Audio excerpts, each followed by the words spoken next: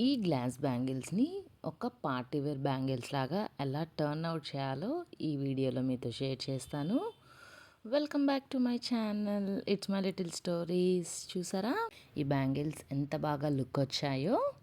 మనకి శ్రావణ మాసం, దసరా ఇట్లాంటి టైంలో పూజలు చేసుకొని అందరు ఇలాంటివి గ్లాస్ బ్యాంగిల్స్ మనకి ఇస్తూ ఉంటారు.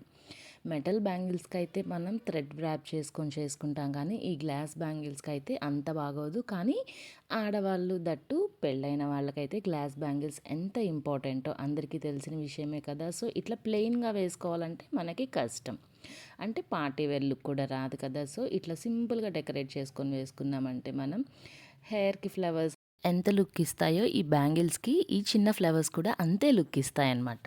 దీంట్లో బేసిక్గా యూజ్ చేసినవి మూడు, ఒకటి ఓహెచ్పి షీట్, ఒకటి గ్లూ అండ్ ఈ కుందన్స్ అనమాట. సేమ్ కలర్ అయినా పెట్టచ్చు, కాంట్రాస్ట్ అయినా పెట్టచ్చు. నేనైతే నా దగ్గర సేమ్ కలర్ కుందన్స్ ఉన్నాయనేసి సేమ్ కలర్ కుందన్స్ని ఇట్లా స్టిక్ చేశాను అనమాట. స్టిక్ చేస్తూ ఉంటే మధ్యలో కొంచెం గ్యాప్ పెడితే బాగుంటుంది అనిపించి క్రాస్ కుందన్స్ కూడా స్టిక్ చేశాను. నాకుండే సైజ్కి 8 సెట్ ఆఫ్ ఫ్లవర్స్ పట్టాయన్నమాట. ఫస్ట్ అయితే 2 బ్యాంగిల్స్ చేద్దాం అనుకున్నాను, బట్ మళ్ళీ ఎందుకో సింగిల్ అయితే బాగుంటుంది అనిపించి సింగిల్ బ్యాంగిల్ పెట్టి అటు ఇటు ప్లెయిన్ పెట్టాను.